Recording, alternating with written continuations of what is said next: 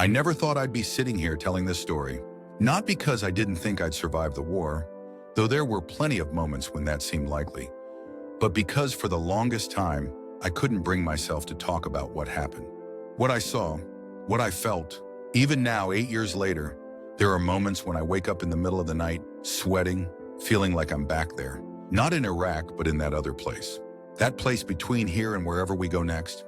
But I'm getting ahead of myself. My name is Michael Reeves, Staff Sergeant, United States Army, 3rd Infantry Division. I served 3 tours in Iraq between 2004 and 2009. This story is about my second tour, specifically about something that happened on April 17th, 2007, outside of Ramadi, a day that should have been my last. I'd been in the Army for 6 years by that point. Enlisted right out of high school in 2001, just before 9/11 changed everything. I was a kid from Cedar Rapids, Iowa, who'd never seen much of anything beyond the Midwest.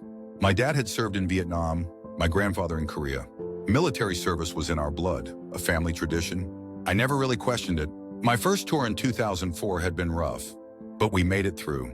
By 2007, I was an experienced NCO, responsible for a squad of younger soldiers who looked to me for guidance, for reassurance, for that sense that someone knew what the hell was going on. The truth was, I didn't know any more than they did most of the time. I was just better at hiding my fear. Iraq in 2007 was a mess.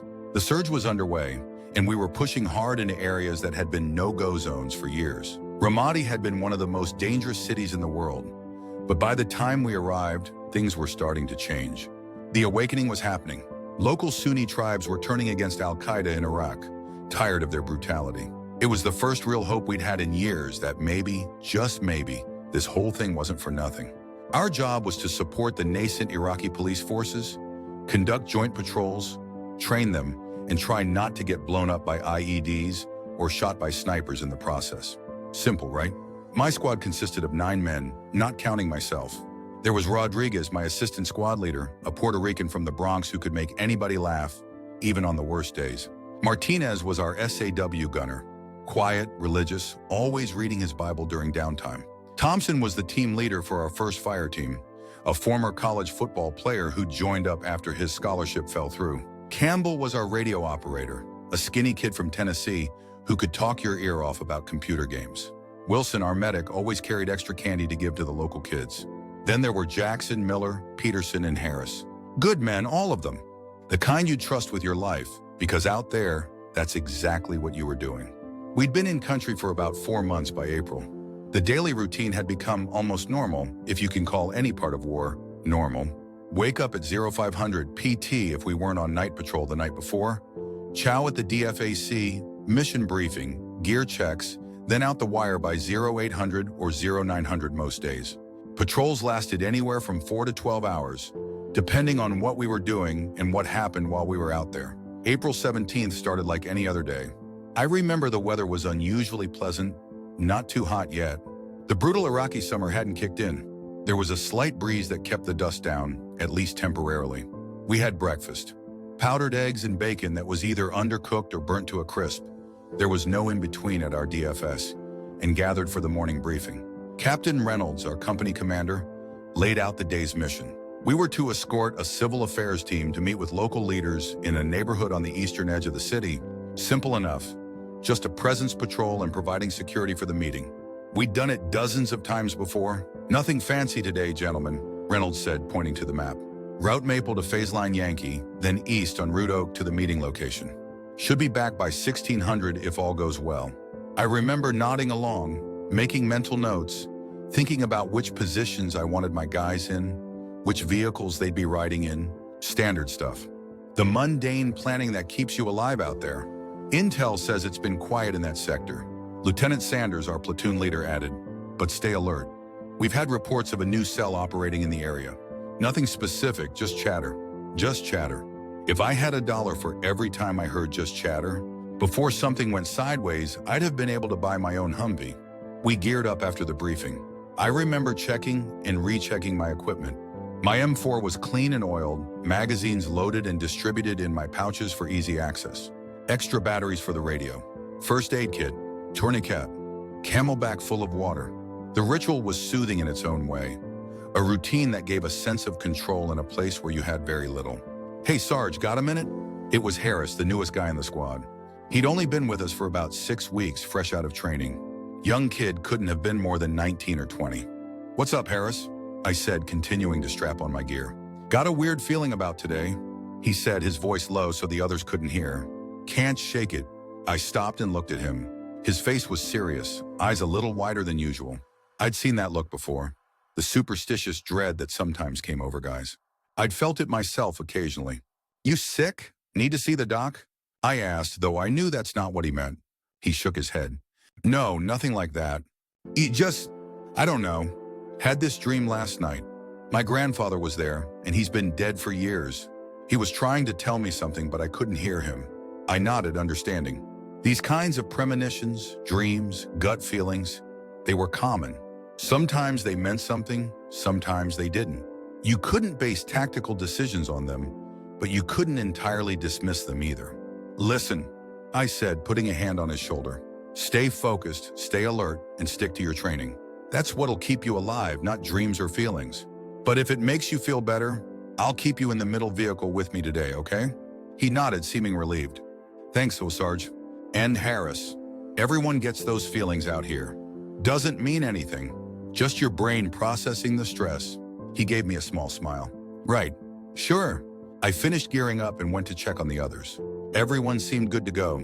The usual pre-mission banter flowing. Rodriguez was teasing Martinez about the letter he'd gotten from his girlfriend back home. Thompson was doing a final check on the vehicles with Campbell. Normal. Everything was normal. We moved out at 0845, a convoy of 4 Humvees. Lieutenant Sanders was in the lead vehicle with his team. My squad was split between the second and third vehicles, and a team from another squad took up the rear. I was in the third Humvee with Harris, Wilson, and Jackson. Thompson was driving. The city was already alive with activity as we moved through. Markets were open, people going about their business. Kids waved at us from the roadside, some genuinely friendly, others just hoping we'd throw them candy or water bottles. The older folks mostly ignored us or watched with wary, unreadable expressions. We'd been trained to look for abnormalities. Empty streets when they should be busy, people suddenly disappearing from an area, fresh dirt on the road that might indicate a buried IED, unusual objects that could be hiding places for explosives. But that day, everything looked normal. Almost peaceful in a way that Iraq rarely did. We were about halfway to our destination when Rodriguez's voice came over the radio from the second Humvee. "Sarge, you seeing this?" 3 o'clock, guy on the roof with what looks like a cell phone. I swiveled to look. Sure enough, there was a man on a rooftop about 100 meters away, looking in our direction, holding something to his ear. "Could be nothing," I replied, "but keep an eye on him." "Thompson, ease up a bit. Give us some more space from vehicle 2. Thompson nodded and slowed slightly, increasing the distance between our Humvee and the one ahead. Cell phones were tricky. They could be used as detonators for IEDs, but they were also, just phones. People use them all the time for legitimate reasons. You couldn't react to every person on a phone, or you'd never get anywhere. We continued down the street, passing the building with the man on the roof. Nothing happened. I kept watching him until he was out of sight, but he just continued his conversation, not paying us any particular attention. "Probably nothing," I said to no one in particular. Harris, sitting next to me, was tense, his knuckles white around his rifle. "Yeah," he said, not sounding convinced. The next 15 minutes were uneventful. We turned east onto Route Oak, a wider street that ran through a more residential area. The buildings were mostly 2 or 3 stories, tightly packed together. Laundry hung from balconies. The occasional satellite dish jutted out from a rooftop. Again, normal, everyday life continuing, despite the war around it. Lieutenant Sanders' voice came over the radio. "Hitman actual to all elements. We're about 5 mics out from the objective. Stay sharp." I acknowledged the transmission and was about to check in with Rodriguez in the second vehicle when I heard it. A distinctive whooshing sound that anyone who spent time in a combat zone knows and fears. "Incoming," I shouted. "Mortar!" There's no time to think in moments like that. Your training takes over. I lunged forward, pushing Harris down, trying to get as low as possible in the confined space of the Humvee. The first impact hit about 20 meters ahead of us, between our vehicle and the second Humvee.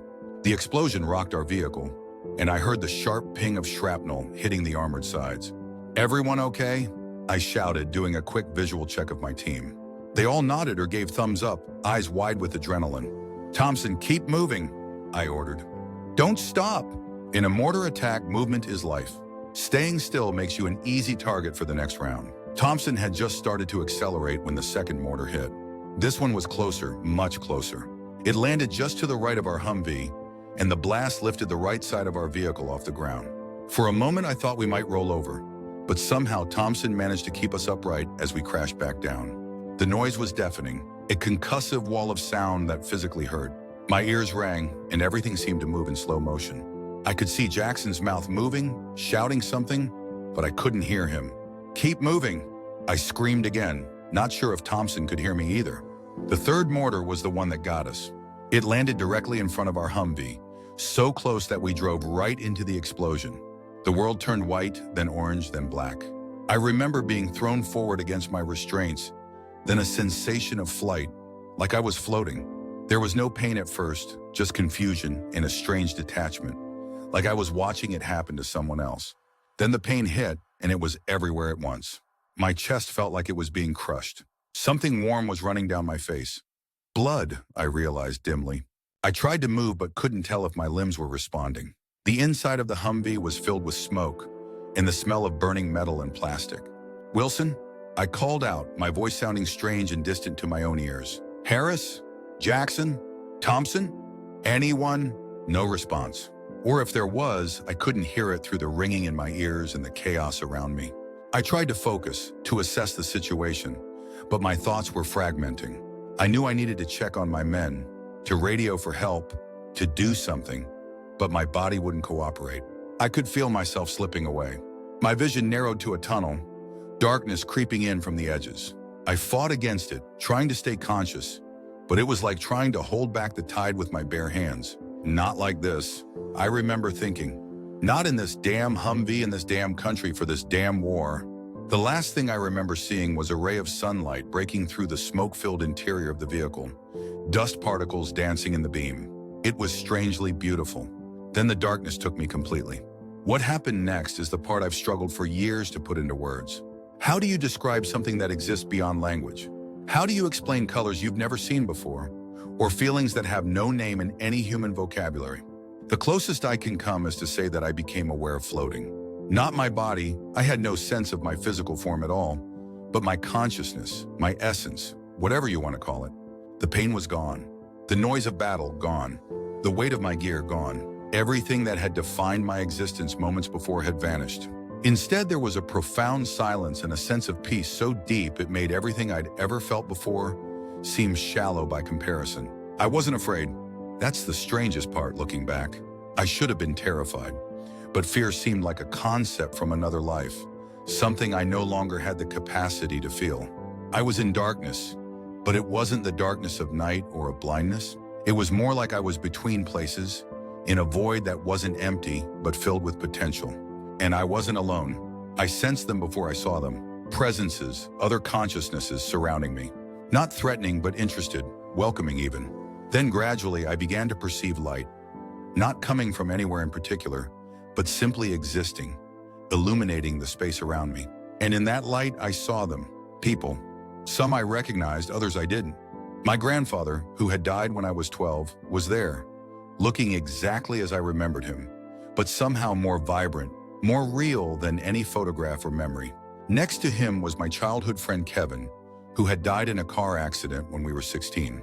He smiled at me, and it was his smile, the one I remembered, but untouched by the pain and fear that must have marked his final moments on Earth. "Michael," my grandfather said, his voice exactly as I remembered but clearer somehow, as if I was hearing it with more than just my ears. "You're here sooner than expected." I tried to speak but realized I didn't have a voice, or at least not one that worked the way I was used to. Instead, my thoughts seemed to project outward. "Am I dead?" I asked, though it wasn't really a question. I knew the answer. "Yes and no," Kevin said, his familiar grin spreading across his face. "It's complicated." Others began to come into focus around them. Some were in military uniforms from different eras. A Marine in Vietnam-era gear, several World War II soldiers, a man in what looked like a Civil War uniform. There were others in civilian clothes, men and women of various ages. Some seemed vaguely familiar, though I couldn't place them. "Your men are here," my grandfather said, gesturing to his right. I turned, though it wasn't really turning, more like shifting my awareness, and saw them. Thompson, Jackson, Wilson, and Harris. My men from the Humvee. They looked confused, disoriented, much as I imagined I did. Are they? I couldn't finish the thought. Not all of them, not yet, said a voice I didn't recognize. One of the World War II soldiers stepped forward. Some are like you, in between. Some have decisions to make. Decisions? It's not always simple, my grandfather explained. Sometimes there's a choice. Before I could ask what he meant, everything shifted. The darkness in the others faded, and suddenly I was back in Iraq, but not in the Humvee. I was floating above the scene, looking down at the aftermath of the attack. Our convoy had been hit hard. The second and third Humvees, ours, were worst off. Mine was a smoking wreck, flipped onto its side. The second had taken heavy damage but remained upright. Soldiers from the first and fourth vehicles had dismounted and were providing security while others worked desperately to help the wounded. I could see myself being pulled from the wreckage by Rodriguez and Miller. My body was limp, covered in blood. My right leg was bent at an unnatural angle. My face was barely recognizable through the blood and burns. Wilson, our medic, was already dead, half his body still in the Humvee. Harris was being worked on by a medic from the fourth vehicle, chest compressions being administered as someone else prepared a defibrillator. Thompson and Jackson were both wounded but conscious, being treated for burns and shrapnel wounds. I watched as Rodriguez began CPR on my broken body, his movements urgent but controlled. Lieutenant Sanders was on the radio, presumably calling for a medevac. That's happening right now, my grandfather said suddenly beside me again as we watched the scene below. Time moves differently here. Why am I seeing this? I asked. So you understand what's at stake, he replied. Your body is dying down there. Your heart has stopped beating. Your brain is shutting down. In about 4 minutes, if nothing changes, the damage will be irreversible. I felt strangely detached watching my own death unfold. It was like watching a movie about someone else. And the others? I asked, looking at Harris, who was now being loaded onto a stretcher, the medic still working on him frantically. Harris will survive if he chooses to, my grandfather said. His injuries are severe but not necessarily fatal. It depends on whether he wants to go back. And if he doesn't, then he stays here with us and continues his journey elsewhere. I tried to process this. The idea that death could be a choice, at least in some cases, was not something I'd ever considered. What about me? I finally asked. Do I have a choice? My grandfather turned to face me, his expression serious but kind. Yes, Michael, you do. But your window is narrower and your path back would be harder. Your body is more damaged than his. I looked back down at the chaotic scene. Rodriguez was still performing CPR, sweat pouring down his face, his uniform stained with my blood. Someone had hooked up a bag valve mask and was breathing for me. They weren't giving up. If I go back, will I recover? Will I be... I couldn't finish the sentence. Whole? My grandfather supplied. Not entirely, not at first. The physical recovery would be long and painful. Your right leg may never fully heal. There would be surgeries, rehabilitation, pain, but in time you would regain most of your function. I considered this. The thought of months or years of recovery, of pain and disability was daunting. Here in this place, there was no pain, no suffering, only peace and what felt like infinite potential. And if I stay, my grandfather smiled gently, then you continue onward with us.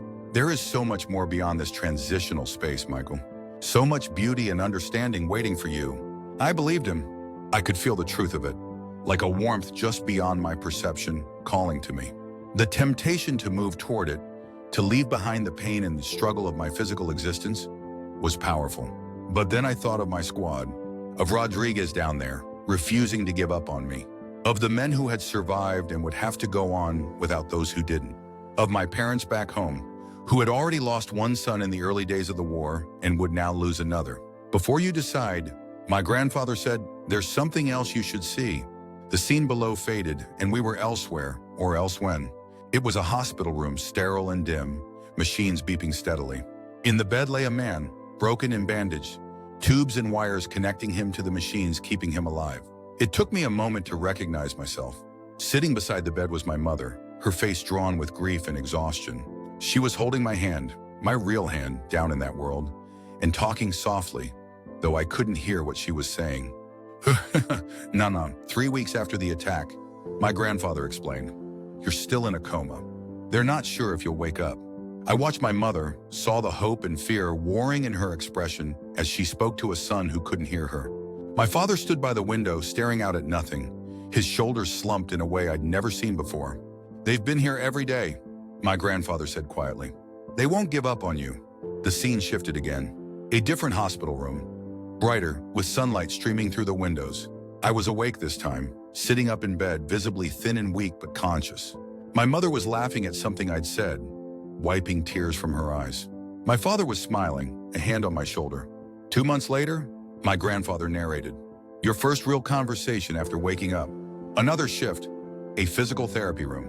I was struggling to stand with the help of parallel bars, my face contorted with effort and pain. My right leg was encased in a complex brace, and scars were visible on my arms and the parts of my torso visible beneath a sleeveless shirt. A therapist was encouraging me as I took one agonizing step, then another.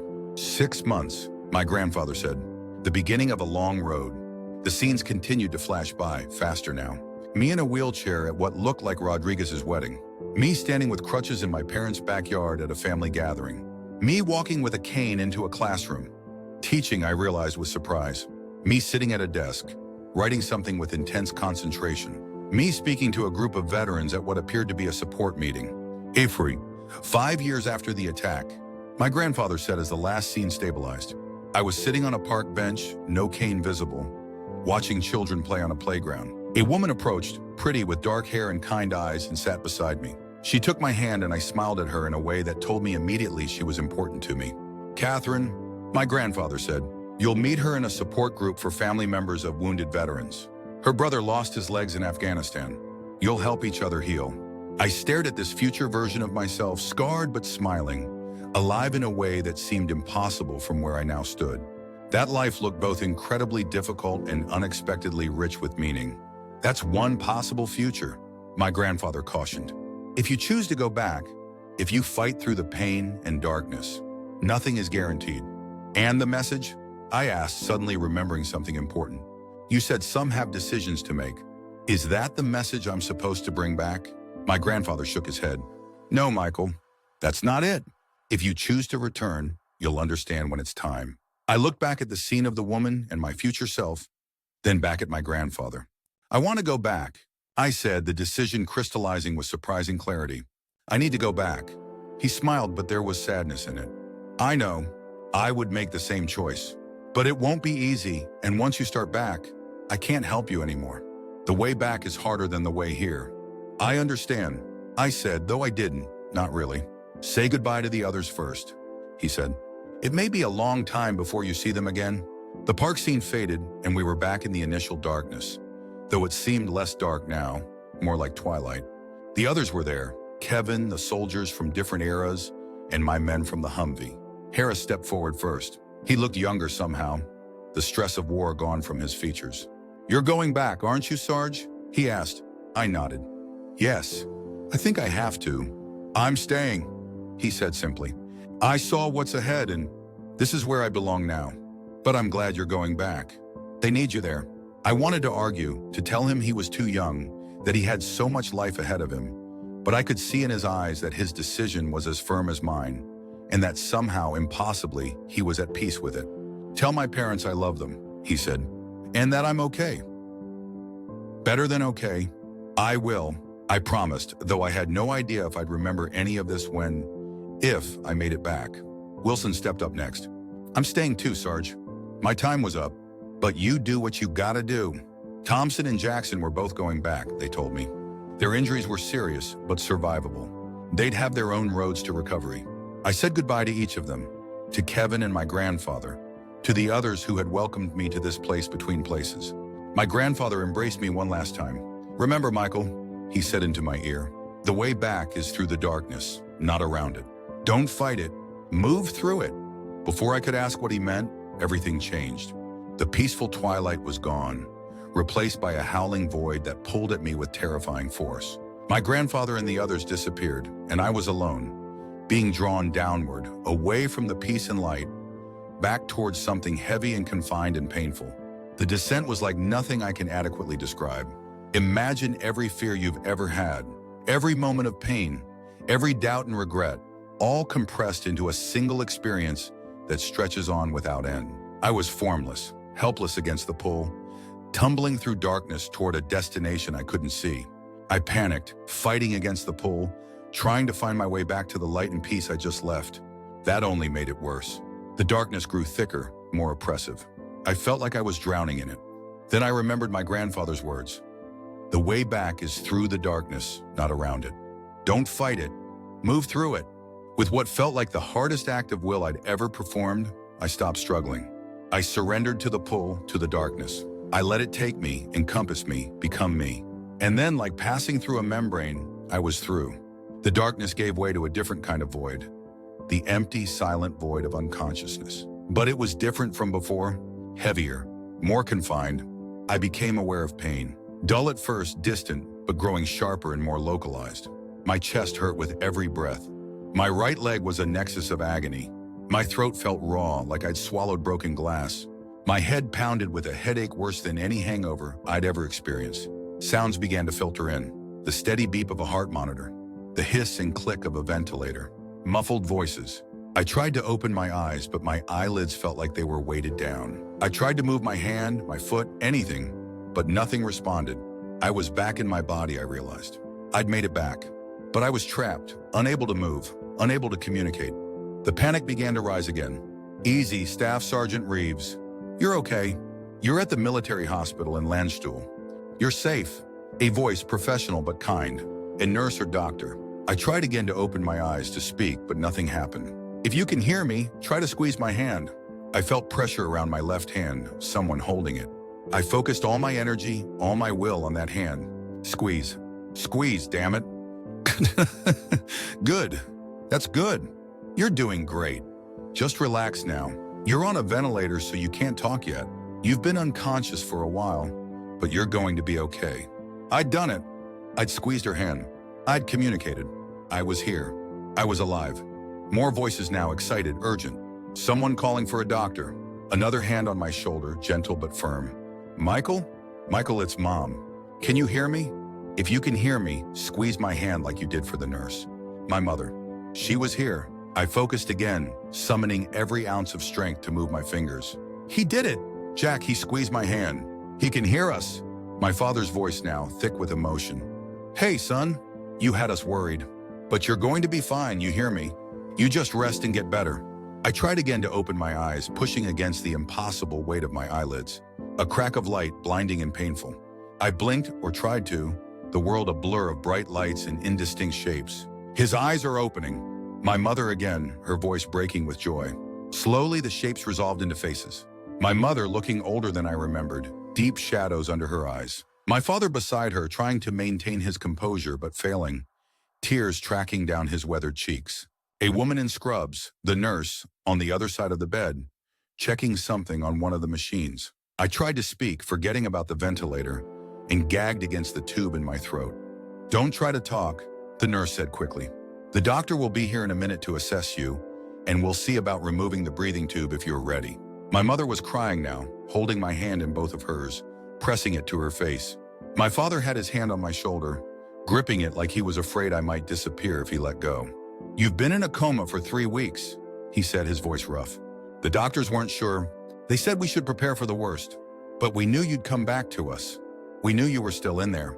3 weeks. It had felt like moments in that other place.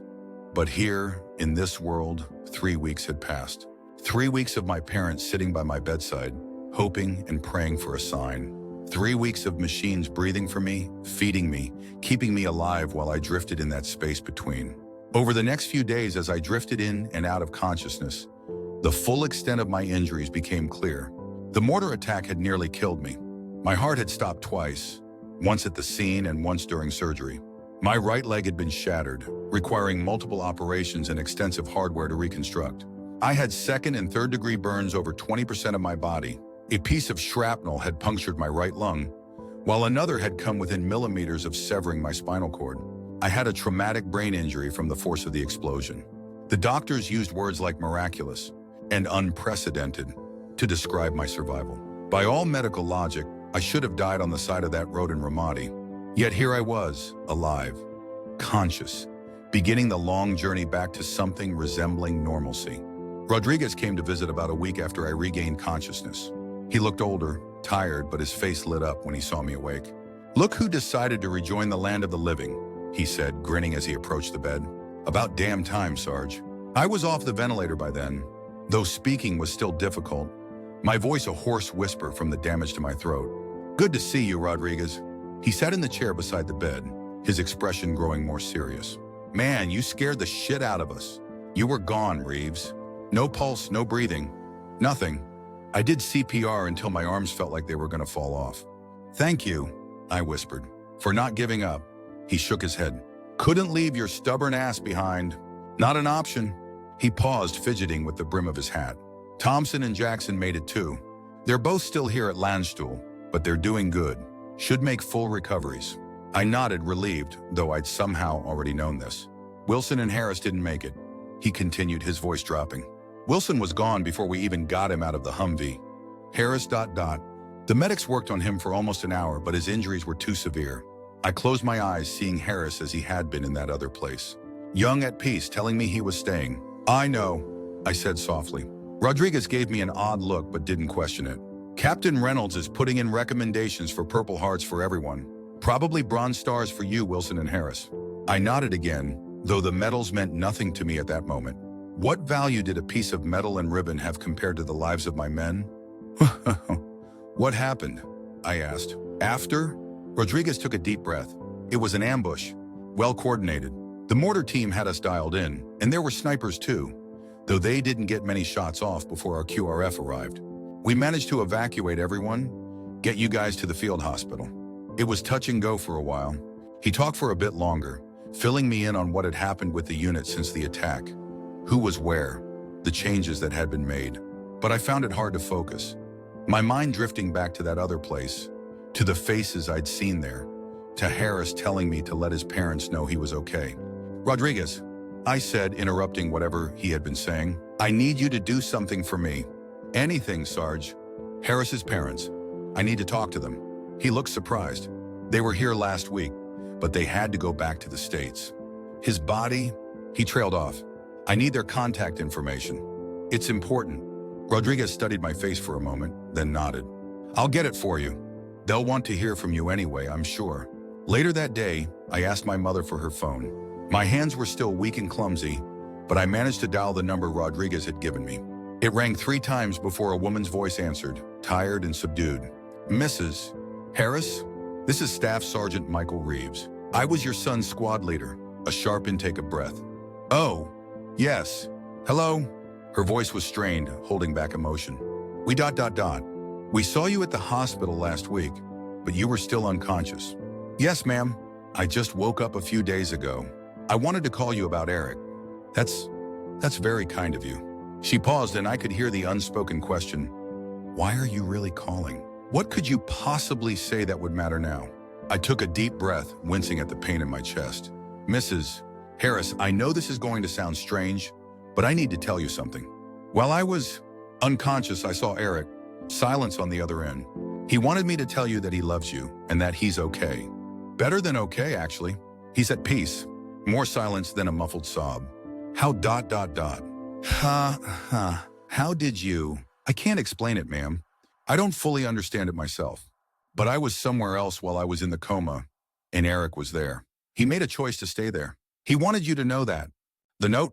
she whispered, her voice trembling. "You couldn't know about the note." "What note, ma'am?" "The night before he shipped out, Eric left a note in his Bible. We found it after we got the news. He wrote that if something happened to him, we shouldn't worry because he'd be at peace. He used those exact words, better than okay.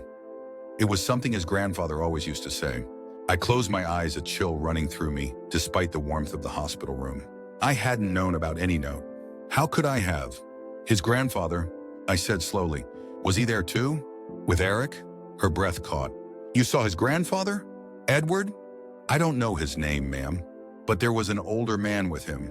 Eric seemed to know him well." She was crying openly now. "Edward died when Eric was 10. They were very close. Eric always said he felt his grandfather watching over him. We talked for a while longer. I told her everything I could remember about seeing Eric.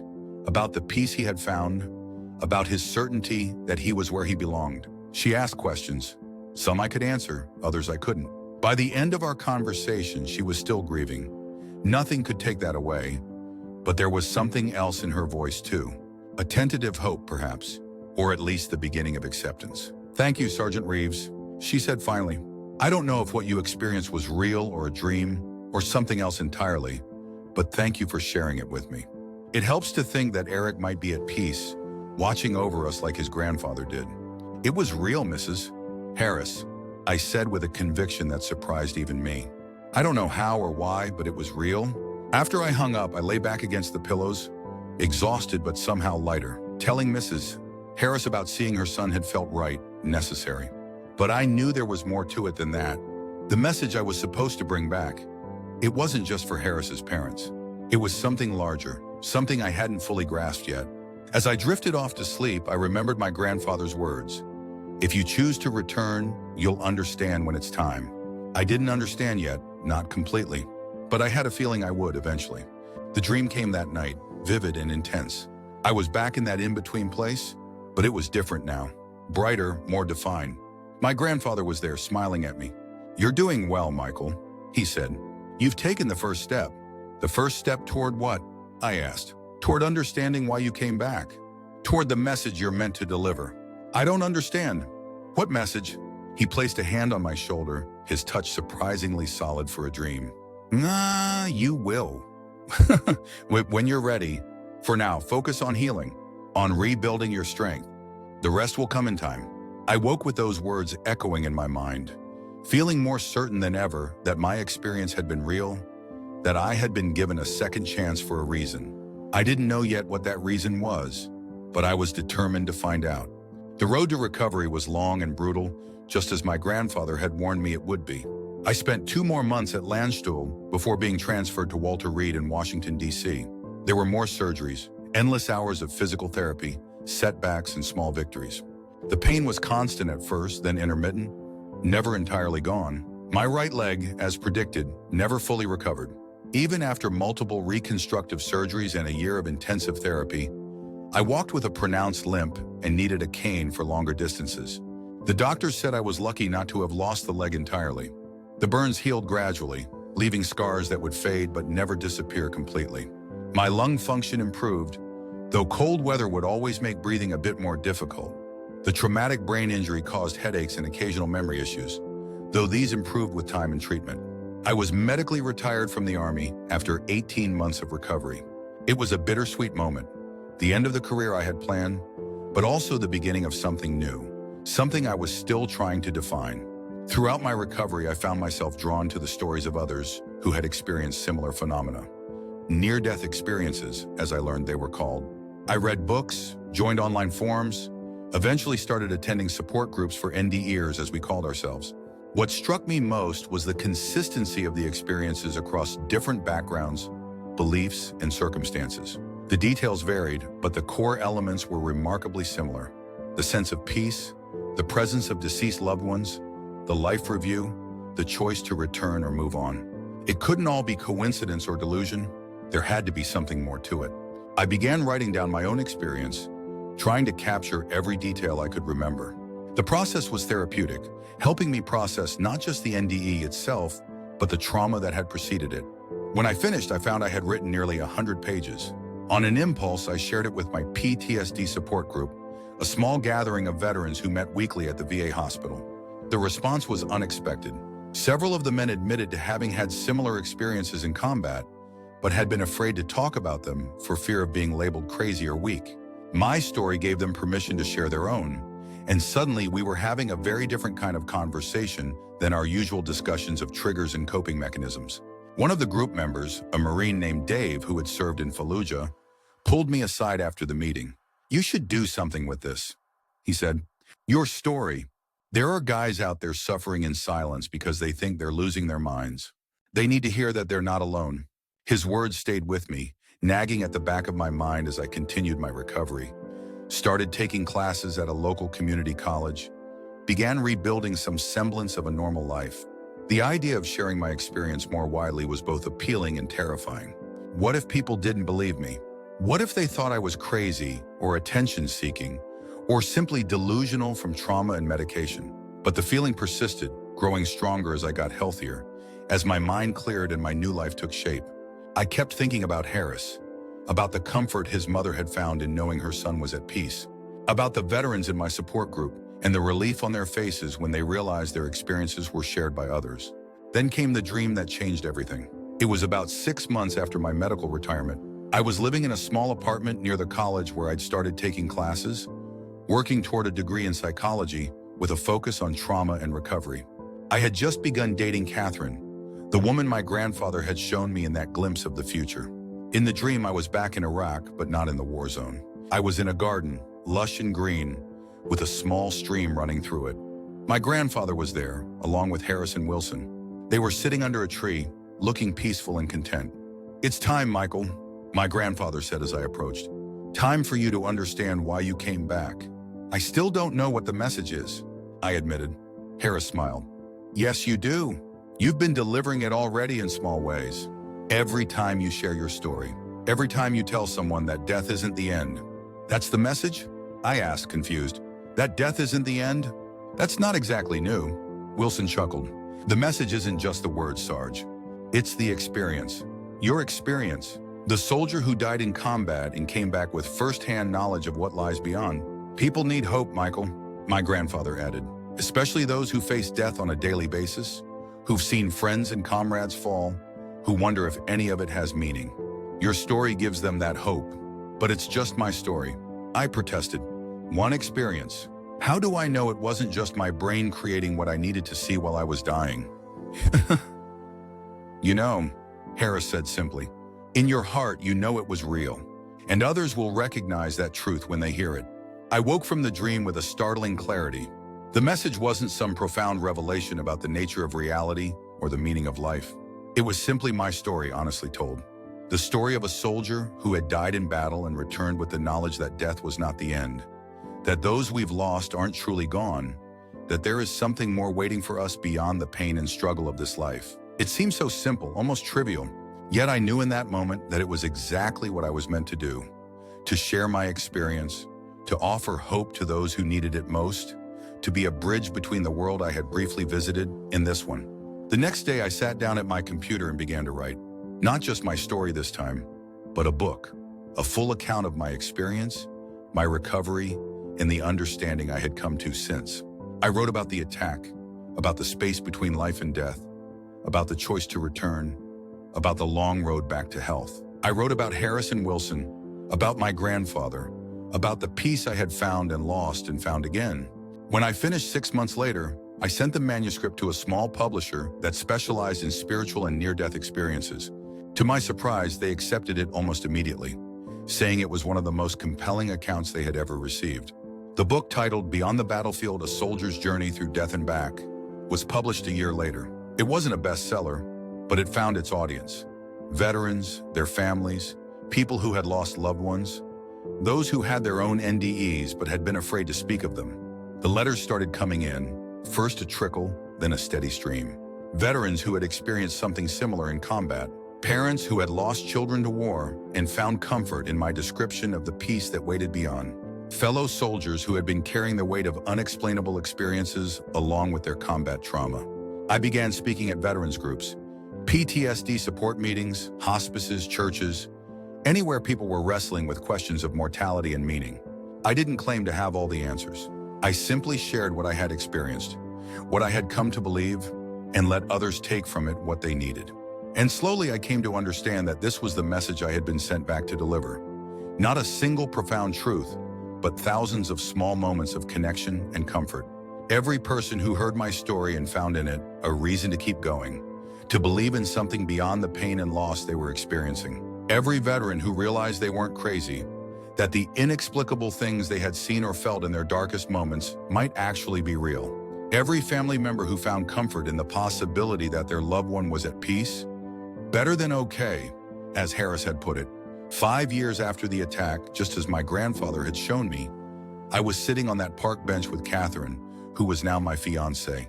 We had met at a support group for family members of wounded veterans, just as he had said. Her brother had lost both legs in Afghanistan and was struggling with depression and PTSD. My book had helped him find a measure of peace, and Catherine had sought me out to thank me. As we sat watching the children play, I felt a sense of completion, of having come full circle. The journey hadn't been easy. My body still bore the scars and limitations from that day in Ramadi. There were still nights when I woke in a cold sweat, the sound of mortar fire echoing in my ears. But there was also a peace that ran deeper than the trauma, a certainty that had sustained me through the darkest parts of my recovery. "Penny, for your thoughts," Catherine said, squeezing my hand. I smiled, watching a young boy chase his sister across the playground. Just thinking about paths, how sometimes the hardest road leads exactly where you're meant to go.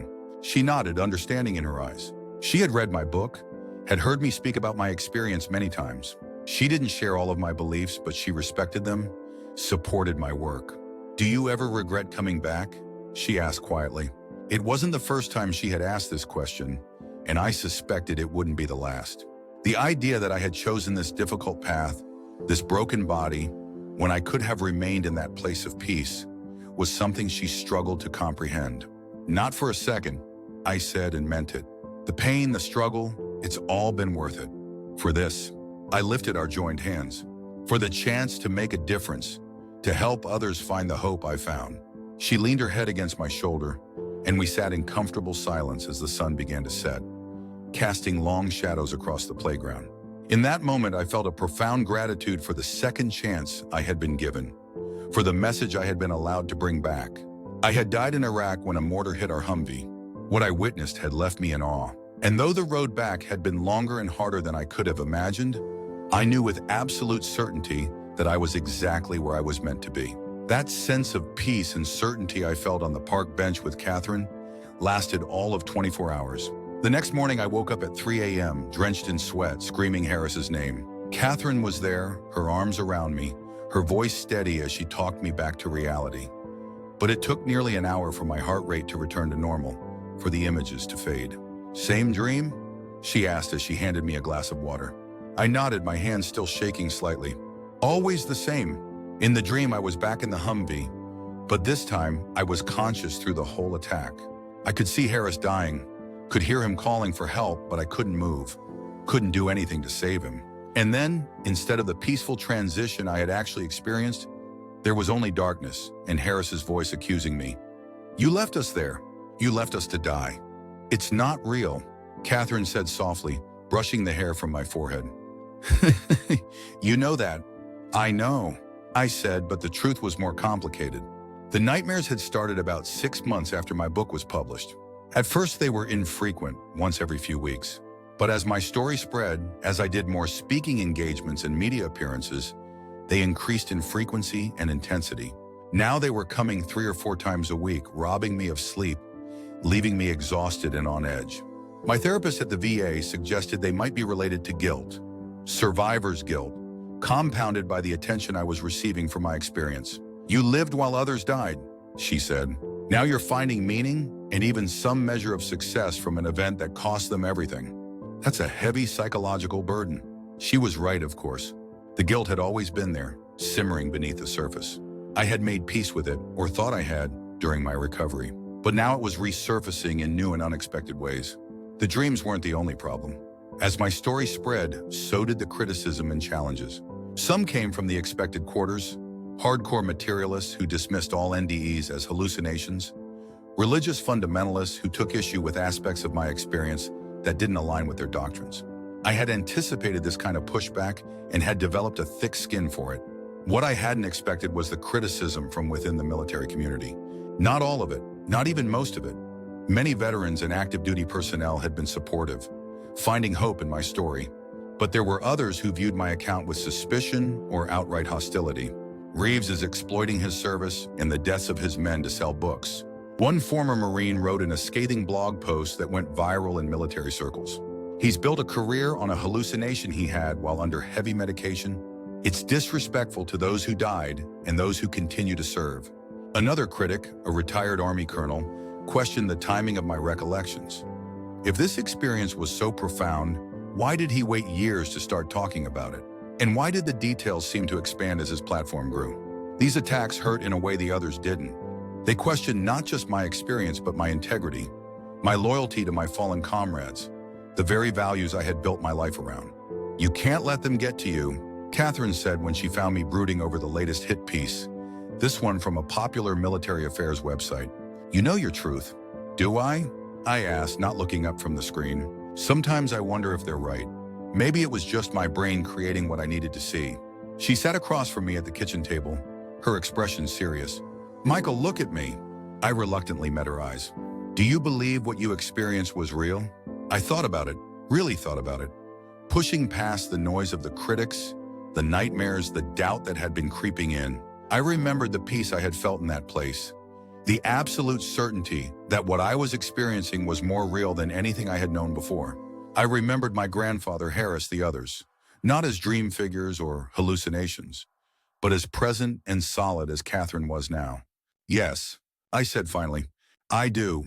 Then that's what matters," she said, reaching across to take my hand. "Everything else is just noise." She was right, but silencing that noise proved harder than I expected. The nightmares continued. The criticism, while not universal, remained vocal and persistent. And there was something else, something I hadn't told anyone, not even Catherine. I was starting to have doubts about the message I was supposed to deliver, not about the reality of my experience that remained unshakable, but about whether I was doing what I was meant to do with it. Was writing a book and giving talks really what my grandfather had meant? Was I truly helping people, or just making a spectacle of something sacred? These questions weighed on me as Catherine and I planned our wedding, as I continued my speaking engagements, as I worked toward finishing my degree. They were still with me the night I got the call that would change everything again. It was a Tuesday evening in October, 6 years after the attack. Catherine was out with friends, and I was alone in our apartment, trying to focus on a paper for my trauma psychology class. The phone rang, an unknown number with a Virginia area code. "Hello? Is this Michael Reeves?" A man's voice, vaguely familiar though I couldn't place it. "Yes, who's calling?" "Staff Sergeant Michael Reeves, formerly of 3rd Infantry Division?" My guard went up instantly. The specificity of the question, the formal use of my rank, this wasn't a casual call. "Yes, that's me." "Who am I speaking with?" "My name is Colonel James Harrington, U.S. Army. I'm with a special program at Walter Reed. I got your information from Dr. Patel. She thought you might be interested in what we're doing." Dr. Patel had been one of my physicians during my recovery at Walter Reed, a neurologist who had taken a particular interest in my case. We had stayed in loose contact over the years. "What kind of program?" I asked. "It's called Project Threshold," he said. "We work with service members who have experienced unusual phenomena during combat, near-death experiences among other things." My pulse quickened. "What exactly do you do with these service members?" "Primarily we listen," he said. "We document their experiences without judgment or preconceived notions. We offer therapeutic support tailored to their specific needs. And in some cases, we facilitate connections between those with similar experiences." "Why are you calling me?" I asked, though I suspected I knew the answer. "We've been operational for about 2 years," he said. "Your book has come up repeatedly in our sessions. Many of our participants have read it and found that it resonated with their own experiences. Dr. Patel suggested you might be willing to come speak to some of our groups." I hesitated. On one hand, this was exactly the kind of opportunity I had been seeking, a chance to share my story with those who needed it most, in a controlled environment away from the public eye. On the other hand, I had grown wary of new platforms, new audiences after the backlash of the past year. "Could I think about it?" I asked. "Of course," he said, sounding unsurprised. "Take all the time you need. This isn't a small thing we're asking." He gave me his contact information and suggested I speak with Dr. Patel if I had any concerns about the legitimacy of the program. After we hung up, I sat at my desk for a long time, staring at nothing, turning the opportunity over in my mind. When Catherine came home, I told her about the call. "What do you think?" she asked after I'd explained the program. "I don't know," I admitted. Part of me wants to jump at it. It sounds like exactly what I've been looking for. A way to help people directly, without all the public spectacle. "But," she prompted, knowing me well enough to hear the hesitation in my voice. "But I'm tired," I said, finally voicing the thought that had been growing for months. Tired of being the NDE guy. Tired of defending my experience, explaining it, justifying it. Sometimes I just want to move on, to be normal. She sat beside me on the couch, taking my hand. You can say no. No one would blame you. My grandfather might, I said with a humorless laugh. If this is what I was sent back to do, I don't think your grandfather or God or the universe or whatever sent you back would want you to make yourself miserable. She said firmly, if this isn't right for you right now, that's okay. I nodded, grateful for her understanding. I'll call Dr. Patel tomorrow, see what she says about this program. Then decide. Dr. Patel confirmed that Project Threshold was legitimate, a small but well-funded program under the Defense Health Agency, focused on understanding and supporting service members who had experienced phenomena that didn't fit neatly into conventional psychological or medical categories.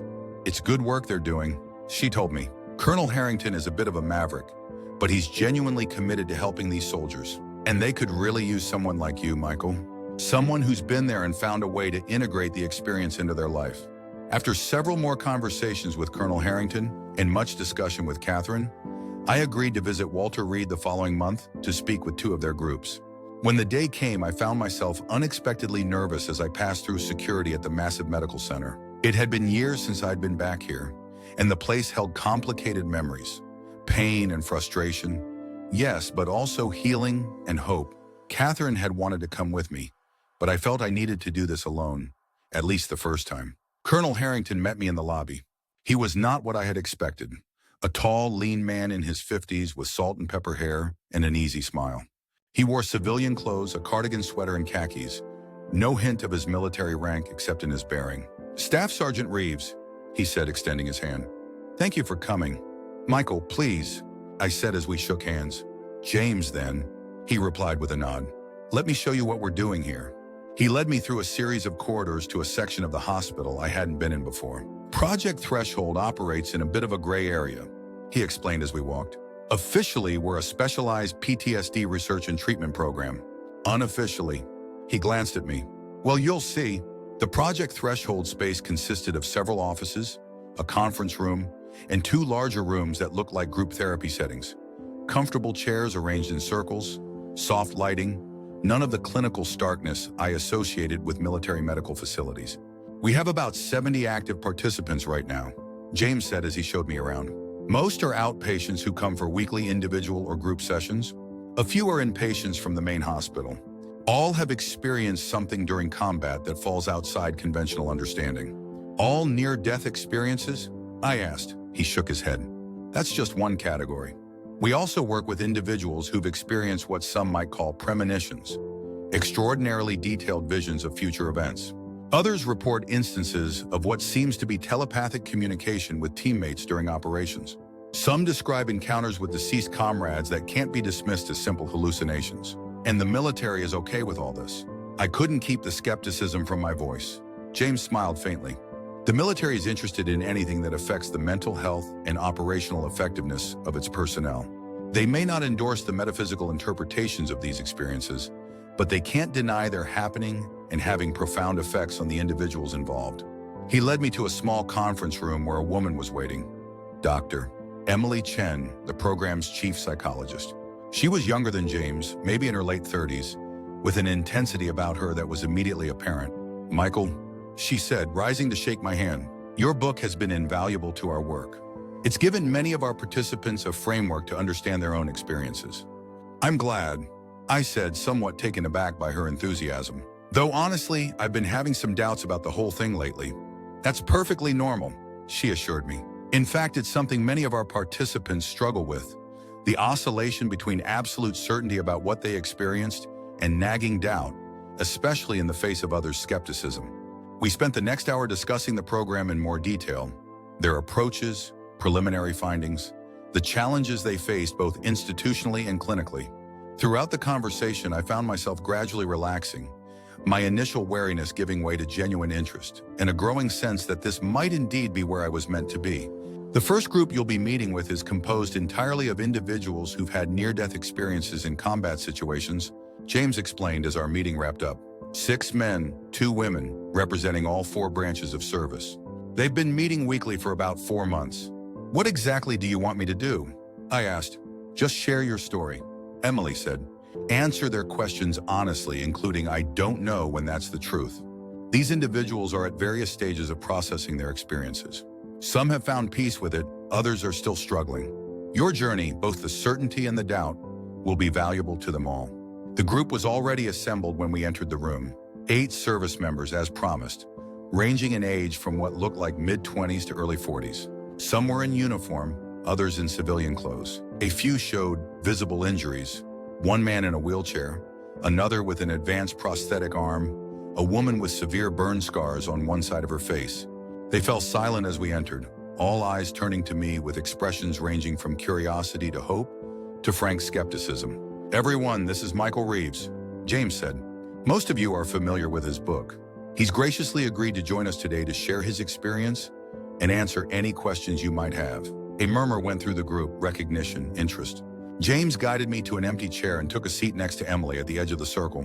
"I'll let Michael introduce himself properly," he said, "and then we'll open it up for discussion." Taking a deep breath, I began the story I had told so many times before. My deployment to Iraq, the attack, the moments before and after.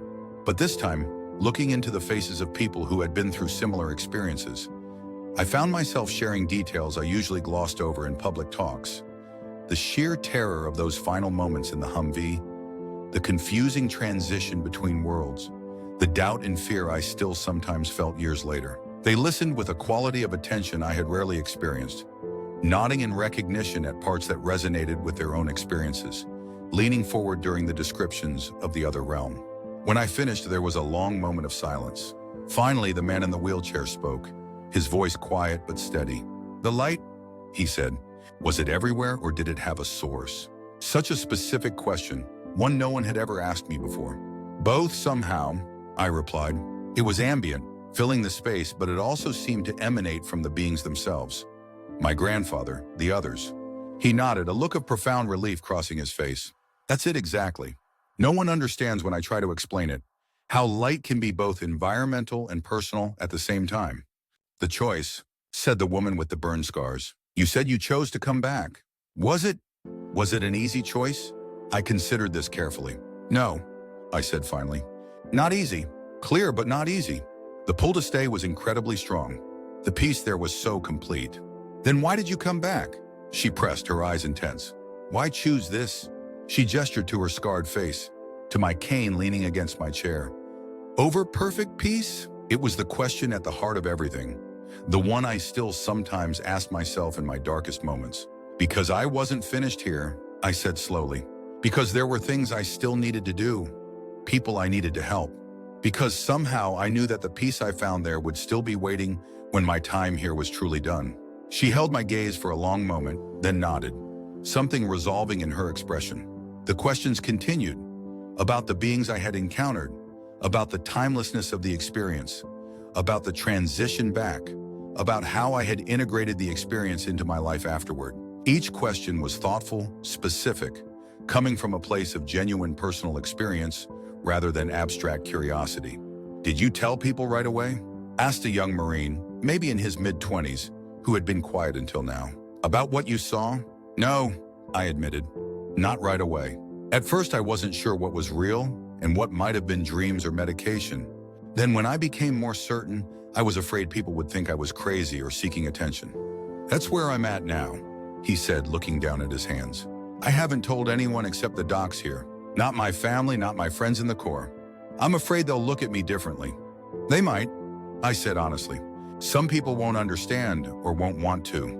But you might be surprised by how many will, and how many have had similar experiences themselves, but have never spoken of them." The session continued for nearly 2 hours, far longer than the scheduled 60 minutes, but no one seemed to mind. As it drew to a close, the woman with the burn scars approached me while the others were gathering their things. "Lieutenant Claire Dawson," she said, extending her hand. "Thank you for coming today." "It was my honor," I said, meaning it. "Your book helped me when nothing else did," she said, her voice low. "I was in a dark place after my experience. The doctors kept telling me it was just my brain shutting down, nothing more. But I knew what I had seen was real." "What did you see, if you don't mind my asking?" A small smile touched her lips. "My mother, who died when I was 12. My spotter, who was killed 2 weeks before I was injured. A light that felt like home. And a message I'm still trying to understand. A message? She nodded. That it wasn't about going back to what was, but forward to what could be. She gestured to her scarred face. Taking this with me, but not letting it define me. That sounds like wisdom to me, I said. It does, she agreed. But implementing wisdom is harder than receiving it. As I prepared to leave, James pulled me aside. Thank you, he said. That was exactly what they needed. What happens now? I asked. With them, I mean. They continue their individual journeys, he said. Some will find peace with their experiences and integrate them into their lives. Others will struggle longer. Our job is to support them either way, to provide a space where their experiences are taken seriously without being sensationalized. And with you, Emily added, joining us. We'd love to have you back if you're willing. There's another group meeting tomorrow morning, and we have individual sessions throughout the week. I looked back at the room where the participants were still talking among themselves, an energy in the air that hadn't been there when I arrived. I thought about the connection I had felt, the relief of speaking with people who truly understood, who didn't need the basic concepts explained or defended. I'd like that, I said. Very much. That visit to Walter Reed marked a turning point for me. Over the next several months, I became increasingly involved with Project Threshold, visiting at least twice a month to speak with groups and meet one-on-one with participants. The work was challenging, but deeply rewarding in a way my public speaking and book tours had never been. These were intimate conversations with people who had been through the fire and come out the other side changed, seeking not entertainment or abstract philosophical discussion, but genuine understanding and practical guidance. As I became more involved with the program, my public appearances decreased. I turned down interview requests and speaking engagements, focusing instead on this more direct, personal work. The nightmares began to subside, appearing now only rarely rather than multiple times a week. Catherine noticed the change in me. You seem lighter, she said one evening as we walked along the Potomac. The Jefferson Memorial lit up across the water. More at peace. I feel like I'm finally doing what I'm meant to do, I said. Not talking about my experience to large audiences who may or may not believe me, but connecting one-on-one with people who've been through something similar and need to know they're not alone. She squeezed my hand. I'm happy for you and proud. Life settled into a new rhythm. I finished my psychology degree and enrolled in a master's program, focusing on trauma and spiritual experiences. Catherine and I got married in a small ceremony with family and close friends. I continued my work with Project Threshold, which was gradually expanding, gaining more institutional support as its approaches showed promising results for participants. Then 8 years after the attack that had changed everything, I received an email that would open yet another unexpected chapter. Dear Staff Sergeant Reeves, my name is Dr. Samira Al-Zahawi. I am a neuropsychiatrist at Baghdad Medical City and a consultant for the Iraqi Ministry of Health. I recently read your book, Beyond the Battlefield, and it has had a profound impact on me both professionally and personally. I am writing to inform you that we have established a program here in Baghdad similar to the Project Threshold you work with in the United States. Our focus is on Iraqi veterans and civilians who have experienced near-death phenomena in conflict situations. Many of our participants have been through experiences remarkably similar to what you describe, despite coming from very different cultural and religious backgrounds. We would be honored if you would consider visiting our program to speak with our participants. I believe your perspective would be invaluable, particularly as we work to bridge the divide between conventional psychiatric approaches and the spiritual dimensions of these experiences within our cultural context. Please contact me if this would be of interest to you. We would, of course, arrange all travel and accommodations. With respect and gratitude, Dr. Samira Al-Zahawi. I read the email 3 times, a mixture of emotions washing over me. Iraq, the place where I had nearly died, where Harrison Wilson had died, where my life had been forever altered. The thought of going back was both terrifying and strangely compelling. I forwarded the email to James at Project Threshold, asking if he had ever heard of Dr. Al-Zahawi or her program. His response came quickly. She's legitimate. Met her at a conference in London last year. Brilliant woman doing groundbreaking work in very challenging circumstances. If you're considering this, I'd be happy to discuss further. When I showed the email to Catherine that evening, her reaction surprised me. You should go, she said without hesitation. Really? I had expected resistance, concern. You think it's a good idea for me to go back to Iraq? I think it's exactly where you need to go, she said, her expression serious. You've been helping American soldiers here. Maybe part of your journey is to extend that help to the people on the other side of the conflict. It could be dangerous, I pointed out. Baghdad isn't exactly a tourist destination. Neither is the space between life and death, she said with a small smile. Yet you navigated that just fine. After much consideration, consultation with James and others at Project Threshold, and several video calls with Dr. Al-Zahawi, I made the decision to go. Catherine would accompany me as far as Amman, Jordan, where she would stay with friends while I continued on to Baghdad with a security team arranged by Dr. Al-Zahawi's program. As our plane began its descent into Queen Aliyah International Airport in Amman, Catherine took my hand. Nervous? Terrified, I admitted, but also ready somehow. The next day, as I prepared to board the connecting flight to Baghdad, Catherine embraced me tightly. Be safe, she whispered. Come back to me. Always. I promised. The flight to Baghdad was short but emotionally complex.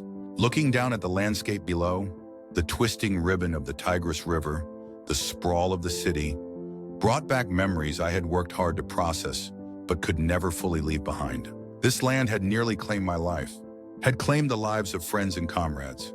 Yet here I was, voluntarily returning. Dr. Al-Zahawi met me at the airport with a security detail. She was a striking woman in her 40s, dressed in a professional suit with a hijab framing her face. Her handshake was firm, her English perfect with just a hint of an accent. Staff Sergeant Reeves, she said warmly. Thank you for coming all this way. Please, it's just Michael now, I said. I left the Army years ago. Michael then, she smiled. And I am Samira. Welcome to Baghdad. As we drove from the airport into the city, I was struck by how much had changed since my time here. New buildings rising from the rubble of war, busy markets, people going about their lives. Yet there were also stark reminders of the continuing struggles. Security checkpoints, blast walls, the occasional burned-out building not yet rebuilt. The city has been through much, Samira said, noting my gaze. But we are resilient people.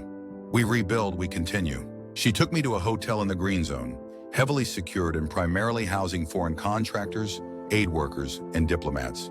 After I had settled in, she explained more about her program over dinner in the hotel restaurant. We call it Barzakh Project. She said, Barzakh is an Arabic word from the Quran, referring to the barrier or partition between the physical and spiritual worlds, the realm between death and resurrection. Similar to the concept of limbo in some Christian traditions, I noted. Yes, though with its own specific theological meaning in Islam, she agreed. We have been operational for just over a year, working with both military veterans and civilians who have experienced near-death phenomena during conflict situations. And you're finding similar patterns to what we see in Project Threshold? I asked. She nodded emphatically. Remarkably similar, despite the differences in culture, religion, and which side of the conflict our participants were on. The core elements, the sense of peace, the presence of deceased loved ones, the life review, the choice to return, these appear consistently. How has the medical community here responded to your work? A slight grimace crossed her face. As you might expect, many of my colleagues view it as unscientific at best, dangerously enabling delusions at worst. But we are gathering data, documenting cases methodically, building an evidence base that is becoming difficult to dismiss. And the religious authorities? That has been interesting, she said, her expression thoughtful. Some religious scholars have been more open to our work than the medical community. The concept of Barzakh is established in Islamic tradition, after all. While they may not endorse all our interpretations, many see value in exploring these experiences within a spiritual framework. The next morning, Samira took me to their facility, a modest building in a relatively secure neighborhood, formerly a private medical clinic now repurposed for their program. The security was discreet but thorough, with armed guards at the entrance and surveillance cameras covering the perimeter. Inside, the space was surprisingly warm and welcoming, with comfortable furnishings, soft lighting, and calligraphy on the walls. Quranic verses about life, death, and the soul, Samira explained. Today you will meet with two groups, she said as she showed me around. This morning, a group of military veterans, former Iraqi army soldiers who served during the war. This afternoon, a civilian group, people who experienced near-death during bombings, crossfire, or other conflict-related incidents. Will they be comfortable speaking with an American soldier? I asked, the concern that had been nagging at me since I received her invitation. We have discussed your visit extensively, she assured me. They know who you are, your background. Some were initially hesitant, yes, but they have read your book. We have had portions translated, and they recognize the universality of the experience you describe. Besides, she added with a small smile, in the Barzakh, there are no Americans or Iraqis, no soldiers or civilians, just souls. The mourning group consisted of 6 men, ranging in age from late 20s to early 50s. They greeted me with reserved politeness, some shaking my hand, others offering the traditional slight bow with a hand over the heart. Samira introduced each of them, and though I tried to remember their names, my nervousness made it difficult. Once we were seated in a circle, similar to the arrangement at Project Threshold, Samira began with a brief introduction in Arabic, then switched to English for my benefit. Michael has come a long way to be with us today, she said. As you know, he experienced his near-death during combat here in Iraq, while serving with the American forces. His journey since then has been one of healing and understanding, much like your own. She turned to me. Perhaps you could begin by sharing your experience as you remember it. Taking a deep breath, I began my story once again, but this time was different from all the others. This time I was telling it to men who had been on the opposite side of the conflict that had nearly killed me. Men who might well have fought against my unit, who had certainly lost comrades to American fire, who had watched their country torn apart by a war I had participated in. I tried to be honest without being political, human without minimizing the reality of the conflict. I spoke of my fear, my pain, my confusion, of the moment of my death and what came after, of Harrison Wilson and my grandfather, of the choice to return and the long, difficult recovery. Throughout my account, Samira translated portions for clarification, though several of the men appeared to understand English well enough to follow along. Their faces remained largely impassive, giving little away about their thoughts or reactions. When I finished, there was a long silence. Finally, one of the older men spoke in Arabic, Samira translating for me. He says that when he died, during an airstrike in 2005, he also met his grandfather. His grandfather embraced him and told him it was not yet his time. He says the light you described was the same light he saw. Another man spoke up, this one in accented but clear English. For me, it was my brother who had been killed the year before. He told me I had to go back for my children. The peace. He placed a hand over his heart. I have no words for it, but it was exactly as you described. One by one, they shared their experiences. The details varied, reflecting their personal relationships and cultural background, but the core elements were unmistakably similar to what I had experienced, to what the participants at Project Threshold had described. Gradually, the initial reserve gave way to more open exchange. They asked questions about specific aspects of my experience, shared their own struggles with integrating what they had seen into their lives afterward, discussed the reactions of family members and medical professionals. Did you ever question why? Asked one of the younger men through Samira's translation, why you were allowed to return when others were not. It was a profound question, one I had wrestled with for years. Every day, I admitted, I still don't have a complete answer. I believe I came back to share what I had seen, to help others who had similar experiences. But why me and not Harris or Wilson or countless others? That I don't know. He nodded, seemingly satisfied with the honesty of my answer, if not its completeness. As the session drew to a close, the oldest man in the group, who had been quiet throughout, finally spoke, looking directly at me as Samira translated. He says that for many years after his experience, he carried hatred for the Americans. His son had been killed at a checkpoint in 2004. His near death came a year later, during a raid on his neighborhood. When he was between worlds, he met his son, who told him that hatred was a chain binding him to pain. The man continued speaking, his voice growing more emotional, though his face remained composed. He says he did not understand this message for a long time. He couldn't let go of his anger. But hearing your story today, an American soldier who died in the same war and saw the same light, met the same peace, he feels his son's message finally makes sense. I felt tears welling in my eyes, a lump forming in my throat.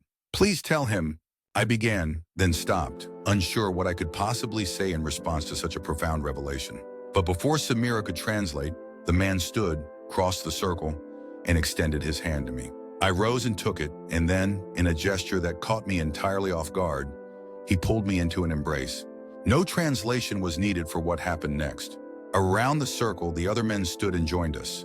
Hands on shoulders, a circle of former enemies united by the most universal of human experiences, confronting death and glimpsing what might lie beyond.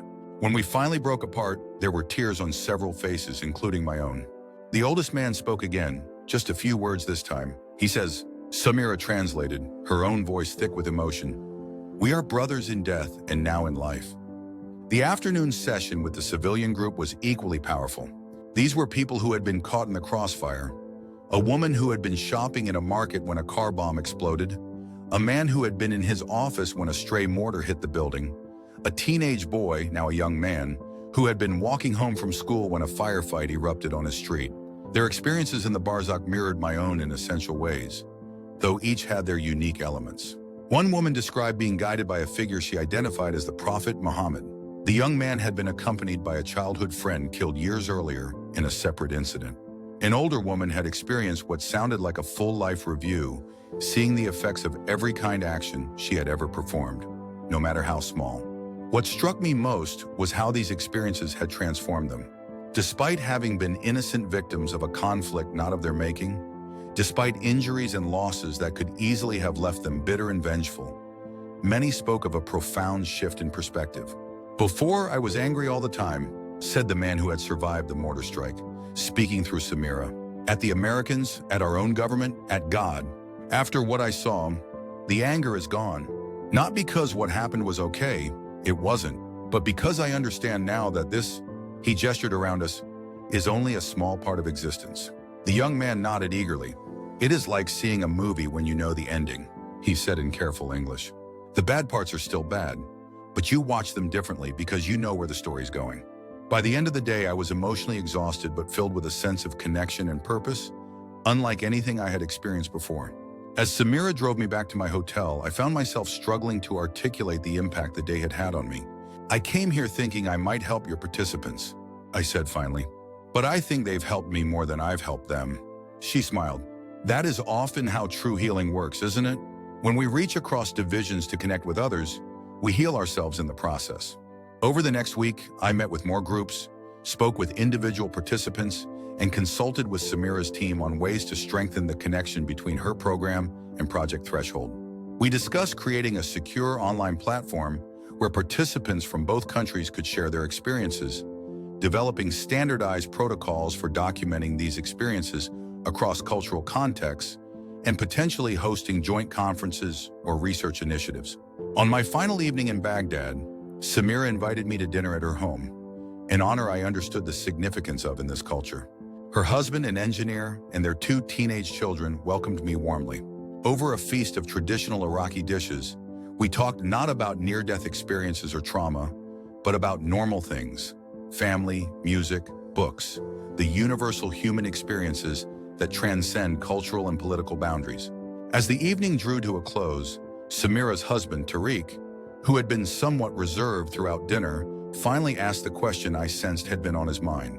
Your experience, he said carefully, did it change how you feel about the war? It was a loaded question, politically delicate, but after all I had experienced in Baghdad, I felt I owed him an honest answer. Yes, I said simply. Before, I saw it primarily through the lens of my duty, my loyalty to my country and comrades. I believed in the mission, or at least in the necessity of what we were doing. I paused, gathering my thoughts. After ...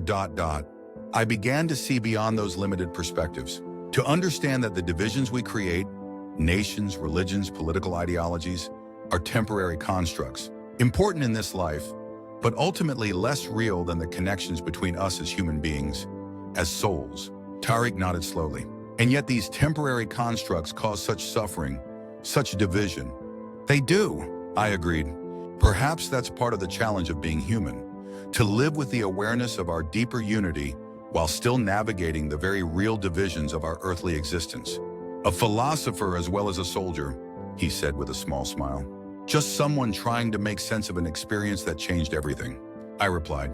As Samira drove me back to my hotel for the last time, she asked about my plans upon returning home. I'll continue my work with Project Threshold, I said, but I want to expand it somehow, to include the perspective I've gained here. These experiences transcend national boundaries, cultural differences, even religious traditions. There's something universal here that needs to be acknowledged and understood. Perhaps that is your true message, she suggested. Not just that death is not the end, but that in that continuation, we are one in ways we struggle to recognize in this life. Her words struck me with the force of revelation. Yes, that was it exactly. The message I had been sent back to deliver, the understanding that had been growing in me since that day in Ramadi, but that I hadn't been able to fully articulate until now. The next morning, as my plane lifted off from Baghdad International Airport, I looked down at the city sprawling below, a city where I had nearly died, where I had returned to find healing and purpose I hadn't known I was seeking. I thought of the men and women I had met, their stories so similar to mine, despite the vast differences in our lives and circumstances. I thought of Harris, of Wilson, of my grandfather, wondering if they somehow knew the journey their deaths had set me on. As the plane banked west, leaving Iraq behind, I felt a sense of completion, of a circle closing, but also of a new beginning, a new understanding of why I had been sent back and what I was meant to do with the time I had been given. Catherine was waiting for me at Queen Aliyah International Airport in Amman, her face lighting up when she saw me emerge from the arrivals gate. We embraced long and hard, neither wanting to let go. "You look different," she said when we finally separated, studying my face. Peaceful somehow. "I feel different," I admitted. "Like I finally understand why I came back, what I'm supposed to do with this second chance." Over dinner at our hotel, I told her everything. About the veterans who had fought on the other side of the war, about the civilians caught in the crossfire, about the universality of the experiences they described, and the transformations they had undergone. It's not just about bringing comfort to those who've had these experiences, I explained, trying to articulate the insight that had crystallized during my time in Baghdad. It's about what these experiences tell us about the nature of existence itself, that beneath all our divisions and differences, we are connected in ways we can barely comprehend in this life. The message isn't just for those who've had NDEs. I continued, it's for everyone. The boundaries we create, national, religious, political, even the boundary between life and death, they're more permeable than we realize. And on the other side of those boundaries, we find not foreignness and separation, but familiarity and connection. Catherine listened intently, her expression thoughtful. "So what does this mean for you?" she asked finally. "For us? I want to expand our work," I said. "Beyond Project Threshold, beyond the military context. I want to create something that bridges these divides, between military and civilian experiences, between different cultures and religions, between scientific and spiritual understandings." A tall order, she observed, but she was smiling. "Impossible, maybe," I acknowledged. "But if there's one thing I've learned, it's that the boundaries of the possible are not where we think they are." Upon our return to the States, I threw myself into this new vision with an energy I hadn't felt in years. Working with James and the team at Project Threshold, with Samira's program in Baghdad, and with other researchers and practitioners around the world, we began to develop a framework for understanding and supporting near-death experiences that transcended the limitations of any single cultural or religious context. We called it the Threshold Initiative, an international, interdisciplinary effort to document, study, and honor the full spectrum of near-death phenomena, with a particular focus on experiences occurring in situations of conflict and trauma. The work was challenging on multiple levels. There were institutional barriers, funding issues, skepticism from both scientific and religious quarters. But there was also growing interest and support from unexpected places. Military leaders concerned about the spiritual well-being of their personnel, religious scholars open to expanding their understanding of sacred texts, neuroscientists intrigued by the consistency of these experiences across cultural boundaries. 2 years after my visit to Baghdad, we hosted the first International Threshold Conference in Geneva, Switzerland. Neutral ground, both politically and symbolically. Researchers, clinicians, spiritual leaders, and experiencers from 27 countries gathered to share knowledge, challenge assumptions, and build connections. Samira was there with several members of her team and 2 Iraqi participants brave enough to make the journey. James brought a contingent from Project Threshold, including Lieutenant Claire Dawson, now working as a peer counselor with the program. Academics from universities around the world presented research. Religious leaders from diverse traditions offered perspectives. But the heart of the conference was the personal accounts, the stories of those who had crossed the threshold and returned, their lives forever changed. On the final evening, at a reception overlooking Lake Geneva, I found myself standing with Samira, James, and Catherine, watching the diverse gathering of attendees mingling freely, boundaries of nationality, profession, and belief temporarily dissolved in the shared pursuit of understanding. Did you ever imagine this when you were lying in that hospital bed all those years ago? James asked, gesturing to the room. I shook my head. Never. I was just trying to make sense of what had happened to me, to find some purpose in surviving when others didn't. And now look, Catherine said, squeezing my hand. All these people, all these stories, coming together because you were brave enough to share yours. Not just mine, I said. Harris's, Wilson's, all of them. The message was never meant to come from just one person or experience. Samira nodded thoughtfully. In the Quran it says, "We have made you into nations and tribes so that you may know one another." Perhaps that is the purpose of all these boundaries we create, not to separate us permanently, but to give us the joy of recognition when we discover our fundamental unity despite them. As the evening wound down, I found myself on the terrace alone, looking out at the lights reflecting on the dark surface of the lake. I thought about the journey that had brought me here. From that dusty road in Ramadi to this peaceful Swiss night, from the brink of death to a life richer and more purposeful than I could have imagined.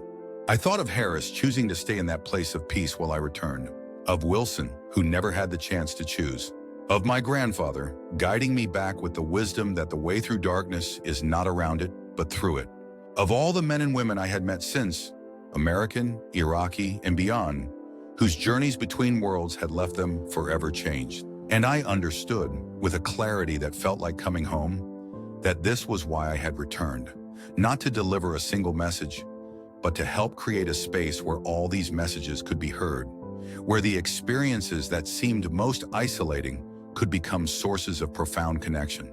The boundaries between life and death, between enemies and allies, between different faiths and cultures, they were real, but they were also crossable. And in the crossing, we discovered not alien territory, but common ground. I had died in Iraq when a mortar hit our Humvee. What I had witnessed had left me in awe. But the true miracle wasn't just what I had seen in that space between worlds. It was what that glimpse had made possible in this one, healing across divides that had once seemed unbridgeable, understanding where there had been only fear and suspicion, connection where there had been only separation. That, I now knew, was the real message I had been sent back to deliver.